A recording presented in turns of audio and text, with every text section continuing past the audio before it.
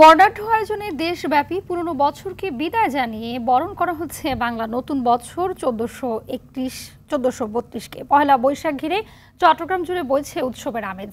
বাংলা নববর্ষ 1432 বরণে নগরের সিআরবির শিরিষ তলায় চলছে বিভিন্ন অনুষ্ঠান। মঙ্গল শোভাযাত্রার পাশাপাশি নগর জুড়ে নাচ গান, দলীয় আবৃত্তি সহ নানা আয়োজনে বরণ করছে বিভিন্ন সংগঠনগুলো।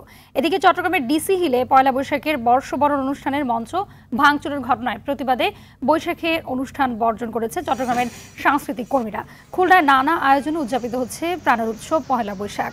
উদীচী শিল্প গোষ্ঠীর আয়োজনে বরিশালে শুরু হয় পহেলা বৈশাখের আনুষ্ঠানিকতা। এরপর চালু করা সাংস্কৃতিক সংগঠনের ব্যানারে আনন্দ শোভাযাত্রা বের হয়। ময়মনসিংহে আনন্দ শোভাযাত্রা সহ নানা অনুষ্ঠানের আয়োজন করেছে জেলা প্রশাসন ও নববর্ষ উদযাপন পরিষদ। ভোলায় বর্ণাঢ্য শোভাযাত্রা ও দিনাজপুরের হিলিতে বর্ণাঢ্য র্যালি বের করা হয়। এছাড়াও চুয়াডাঙ্গা, বাগেরহাট, সিরাজগঞ্জ, নরসিংদী, ঝিনাইদহ, নেত্রকোনা, মেহেরপুর সহ বিভিন্ন স্থানে বর্ণিল আয়োজনে বর্ষবরণ করা হচ্ছে। দর্শক, এ বিষয়ে আরো জানাতে বরিশাল থেকে সরাসরি যুক্ত হচ্ছেন সহকর্মী আরিফুল ইসলাম।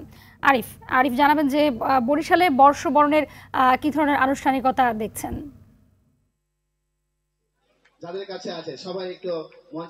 জি হাবিবা, ধন্যবাদ আপনাকে। আসলে আপনি যেমনটি জানতে চেয়েছেন, সারা দেশের নাই বরিশালেও কিন্তু যে বর্ষবরণে আনন্দ শোভাযাত্রার মধ্য থেকে কিন্তু বরিশালে শুরু হয় সকালে, এবং এছাড়াও কিন্তু বরিশাল সকালে আমরা দেখেছিলাম যে চারুকলা যে সংগঠনটি রয়েছে তাদের আয়োজনে প্রথমেই কিন্তু সেখানে একটি বরিশালে আনন্দ র্যালি অনুষ্ঠিত হয়, আনন্দ শোভাযাত্রা। এরপর বরিশালের জেলা প্রশাসনের আয়োজনে কিন্তু বরিশালে আনন্দ শোভাযাত্রা অনুষ্ঠিত হয়। এরপরে বরিশালের জেলা প্রশাসনের আয়োজনে এখানে একটি সাংস্কৃতিক অনুষ্ঠান চলছে, এটি বরিশালের সার্কিট হাউসে।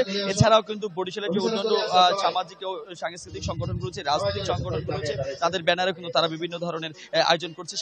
সকালে পান্তা ইলিশের মধ্য থেকেই তারা শুরু করে। বরিশাল জেলা মহানগর বিএনপি একটি র্যালি অনুষ্ঠিত হয়। এছাড়া অন্যান্য যে সামাজিক সংগঠন রয়েছে তারা দিনভর আয়োজন করে বরিশালে। তবে গত বছরের বা গত কয়েক বছরের তুলনায় এবছর কিন্তু স্বল্প পরিমাণে আয়োজন করা হয়েছে। আমরা দেখেছিলাম এর আগে বরিশালের যে বিএম স্কুল মাঠে 3 দিনের একটি বৈশাখী মেলা অনুষ্ঠিত হয়, সেটিও কিন্তু এবার কমিয়ে একদিনের রাখা হয়েছে। অপরদিকে বরিশালের যে আনন্দ শোভাযাত্রাগুলো অনুষ্ঠিত হয় বিভিন্ন সংগঠনের ব্যানারে, এবছর কিন্তু সেগুলো কমিয়ে মাত্র 2টো ব্যানারে আনন্দ শোভাযাত্রা করেছে। একটি করছে বরিশাল জেলা প্রশাসন, অপরটি বরিশাল চারুকলা। এছাড়াও উদীচীর আয়োজনে বরিশালে আজকে দিনভর চলবে বৈশাখী মেলা।